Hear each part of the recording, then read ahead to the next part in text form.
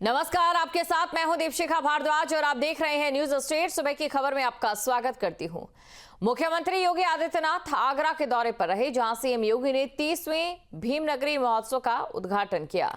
इस दौरान अपने संबोधन में सीएम योगी ने कांग्रेस और एसपी पर जोरदार निशाना साधा है। सीएम योगी ने कांग्रेस पर जनता को गुमराह करने का आरोप लगाया। सीएम ने कहा कि कांग्रेस ने संविधान का गला घोंटने का काम किया। भीमनगरी मंच से सीएम योगी ने एसपी पर भी कड़ा प्रहार किया और वहीं इस दौरान सीएम योगी आदित्यनाथ ने बंगाल हिंसा को लेकर ममता सरकार को आड़े हाथों लिया। सीएम योगी ने कहा कि ममता बनर्जी दंगाइयों को शांति दूत कहती है। उन्होंने कहा कि दंगाइयों का इलाज डंडा ही है।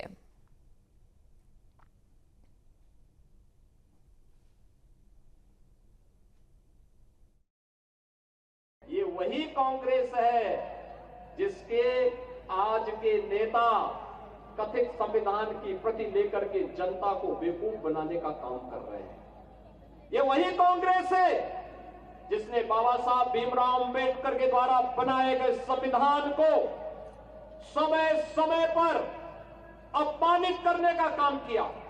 कौन नहीं जानता है बाबा साहब के द्वारा बनाए गए संविधान की प्रस्तावना को बदलने का काम कांग्रेस ने किया। प्रस्तावना किसी भी पवित्र ग्रंथ की आत्मा होती है। अगर मनुष्य की आत्मा निकल जाती है तो शरीर का क्या हाल होता है, और ऐसे ही किसी पवित्र ग्रंथ की प्रस्तावना के साथ छेड़छाड़ कर दिया जाए क्या हालत होते हैं। और ऐसे ही शरारत इमरजेंसी लागू करके संविधान का गला घोंटने का काम देश के अंदर कांग्रेस ने किया था। और बहनों और भाइयों, तब भी ये लोग जनता को बेवकूफ बनाने के लिए, बाबा साहब के नाम पर वोट बैंक बनाने के लिए आने का दावा करते हैं। यही समाजवादी पार्टी थी जिसने बाबा साहब भीमराव अंबेडकर जी के नाम पर बनाए गए मेडिकल कॉलेजेस का नाम बदल डाला था। उनके नाम पर बनाई हुई संस्थाओं का नाम बदल डाला था। पिछले एक सप्ताह से आप पश्चिमी बंगाल के अंदर का नजारा देख रहे होंगे। पश्चिमी बंगाल के अंदर कैसे गरीबों को, दलित हिंदुओं को कैसे दंगों का शिकार बनाया जा रहा है। समाजवादी पार्टी मौन है, कांग्रेस मौन है, और ममता दीदी को ये दंगाई शांति दूत दिखाई दे रहे हैं। बहनों और भाइयों, ये शांति दूत नहीं, ये दंगाई है। और दंगाइयों का जवाब तो केवल डंडा हो सकता है। उनके लिए अपील काम नहीं करेगी, और उन दंगाइयों से सख्ती से निपटने का काम वहां पे किए जाने की आवश्यकता है। यूपी के सीएम योगी आदित्यनाथ ने बंगाल हिंसा को लेकर ममता सरकार को निशाने पर लिया। हरदोई में एक कार्यक्रम में पहुंचे सीएम योगी ने कहा कि बंगाल सरकार दंगाइयों को शांति दूत कहती है। उन्होंने कहा कि जिसे बांग्लादेश पसंद हो वो बांग्लादेश चले जाए। योगी ने कहा कि दंगाइयों का उपचार डंडा ही है, क्योंकि लातों के भूत बातों से नहीं मानते। देखिए रिपोर्ट।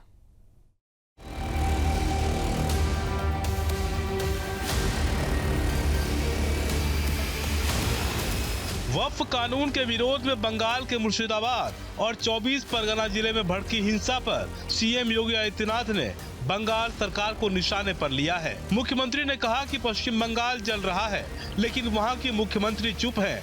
योगी ने कहा कि दंगाइयों का इलाज केवल डंडा है, क्योंकि लातों के भूत बातों से नहीं मानते हैं।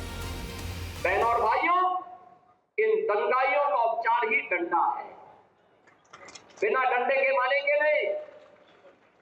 आप देख रहे होंगे बंगाल चल रहा है, वहां की मुख्यमंत्री चुप है। दंगाइयों को शांति दूत कहती है।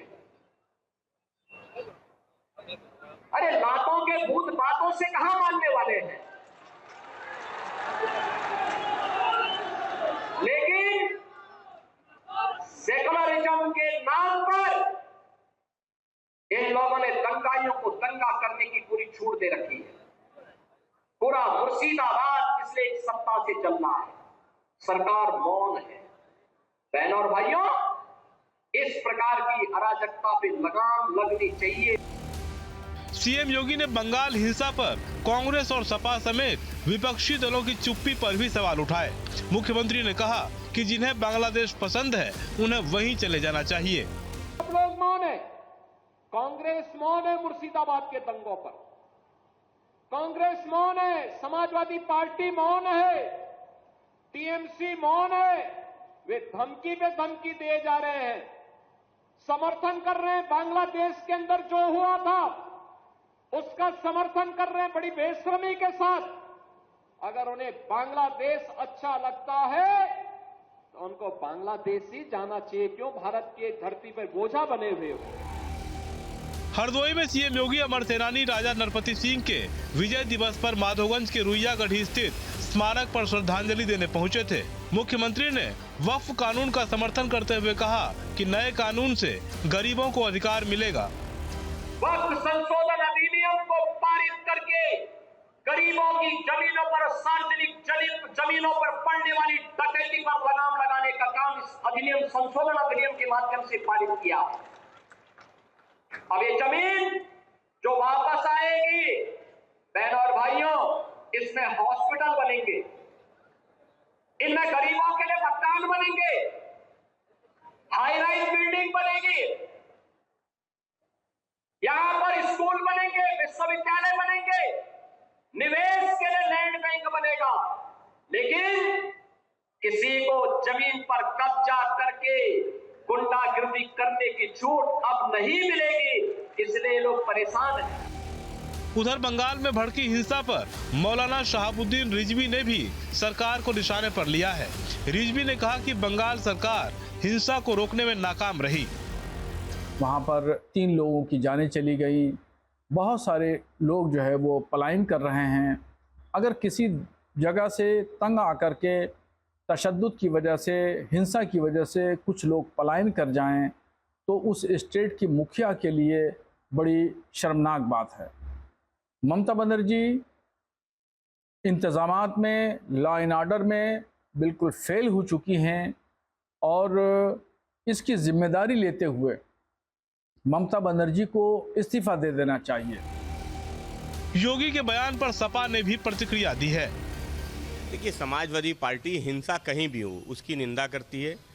समाजवादी पार्टी समझती बंगाल में एक लोकप्रिय सरकार है, जिम्मेदार सरकार है, बार बार चुन के आने वाली सरकार है और दंगाइयों से और हिंसा करने वालों से बंगाल की सरकार सख्ती से निपटेगी। अगर उत्तर प्रदेश के मुख्यमंत्री जी वो बंगाल हिंसा की बात कर रहे हैं तो उत्तर प्रदेश में हो रहा है जो, उस पर क्यों नहीं मुख्यमंत्री जी जवाब देते हैं? ये कौन लोग हैं जो तलवार और डंडे लहरा रहे हैं? ये कौन लोग हैं जो एक दलित को जिंदा जला दे रहे हैं? इन सब मुद्दों पे कौन बोलेगा? हालांकि कोर्ट के आदेश के बाद बंगाल के हिंसा प्रभावित जिलों में केंद्रीय सुरक्षा बलों की तैनाती की गई, जिसके बाद हालात नियंत्रण में है। पर जिस तरह से बंगाल के 2 जिले हिंसा की आग में जलते रहे, उससे बंगाल सरकार निशाने पर है। Team news state. News nation अब व्हाट्सएप पर खबरों के ताजा अपडेट के लिए न्यूज नेशन के इस QR कोड को स्कैन करें